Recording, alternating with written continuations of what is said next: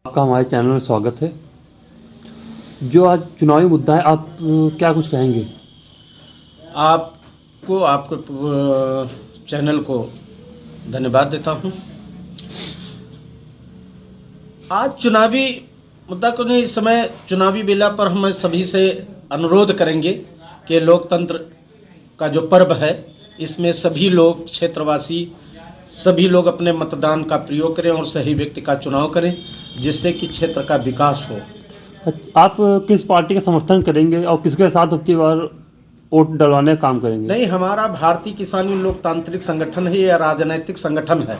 हम किसी भी पार्टी का कोई सपोर्ट नहीं कर रहे हैं। जैसे कि हमारे राष्ट्रीय अध्यक्ष आदरणीय राकेश सिंह चौहान जी ने निर्देश दिया है कि क्षेत्र में, जिस क्षेत्र में सही प्रत्याशी चुनाव लड़ रहा है, वो किसी भी दल का हो, जो सही व्यक्ति है उसका हम लोग समर्थन करने का काम करेंगे। पर लगातार सांसद विधायक के द्वारा कहा जा रहा है कि क्षेत्रों में लगातार विकास कार्य हो रहे हैं, कि क्या कुछ आपके क्षेत्र में विकास कार्य हुए हैं? नहीं, ये जो है झूठ बोला जा रहा है। किसी प्रकार का कोई विकास नहीं हुआ है। ये हमारे क्षेत्र का दुर्भाग्य है कि 2017 में जिन विधायिका महोदया को यहाँ से लोगों के द्वारा चुना गया, उनके द्वारा क्षेत्र में कोई भी विकास कार्य नहीं कराया गया। आप देख लीजिए, यहाँ एक सपा सरकार में एक फल मंडी का निर्माण किया गया था, जिसमें यहाँ क्षेत्र का जितना भी किसान है, सभी किसान अपना उत्पाद का क्रय विक्रय करते हैं।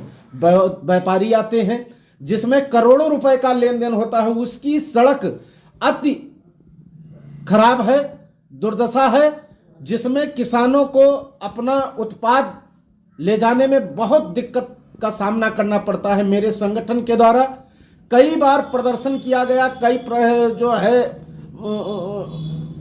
मांग पत्र दिए गए, लेकिन आश्वासन के सिवा इस सरकार में भी कोई काम, वो सड़क निर्माण नहीं कराया गया।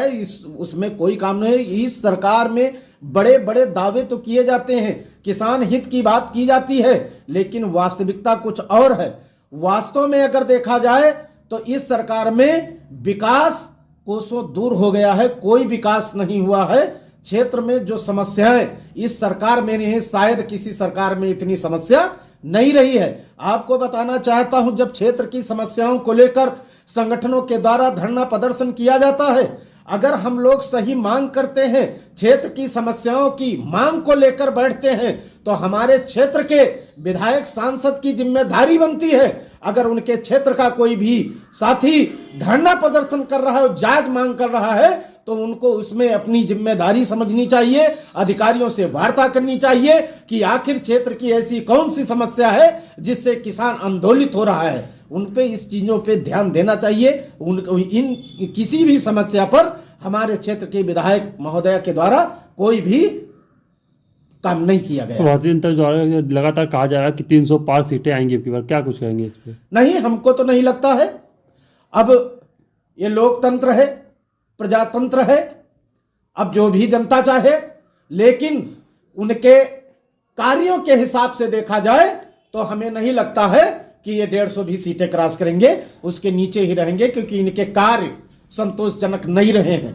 आपको बता दे, जो सरकार किसान हित की बात करती है, आज दावा करते हैं भारतीय जनता पार्टी के लोग, किसानों को बरगलाने का काम करते हैं कि हमने राशन हम दे रहे हैं। साथ मैं बताना चाहता हूं, आपके चैनल के माध्यम से बताना चाहता हूं, जब कोरोना काल आया था, जब आदमी त्राही त्राही कर रहा था, जब आदमी के पास खाने की दिक्कत नहीं थी, जो ये राशन दे रहे हैं, उस समय प्रशासन से इन मध्यम वर्गीय जो भी किसान साथी हैं, इनसे लूट कराई जा रही थी। कहीं मास्क के नाम पर, कहीं गाड़ी की चेकिंग के नाम पर इनसे लूट की गई है, इनका काफी शोषण किया गया है। सरकार ने इनका कोई भी हित नहीं किया है, बल्कि अपनी जेबों को भरने का काम किया गया है सरकार के द्वारा। लगातार सरकार के द्वारा कहा जाए किसानों की दोगुनी आय होगी, क्या कुछ अभी तक ऐसा हुआ है? नहीं, अभी तक तो ऐसा कोई कदम नहीं उठाया गया है। केवल सरकार कह रही बिजली का बिल बढ़ा देने से आय दुगनी हो जाएगी। आप जो क्रय केंद्र खोले जाते हैं, चाहे गेहूं का, धान का हो, आप देख लीजिए किसान मारा मारा घूमता है। किन्हीं कारणों से कहीं बता दिया जाता है आपका धान खराब है, आपका धान मोटा है, कोई ना कोई बहाना करके किसान को वहां से वापस कर दिया जाता है। जो एमएसपी गारंटी लागू की गई है, जो एमएसपी बनाई गई है, उसके अनुसार किसान अपना धान विक्रय नहीं कर पाता है, मजबूर होकर वो जो है बिचौलियों को बेचने पे मजबूर हो जाता है। किसी भी दशा में जो दावा करते हैं कि जो है किसान की आय दूनी हुई, दूनी की बात छोड़िए, आधे से भी किसानों की आय कम हो गई है। पर लगातार इनके द्वारा कहा जा रहा था जिस तरह क्षेत्र में 8 गौशाला को उन्होंने गोद लिया, उसके बाद विकास कार्यों की अवहेलना हुई, क्या कुछ कहेंगे? यहाँ नहीं, पूरे हिंदुस्तान की बात करता हूँ।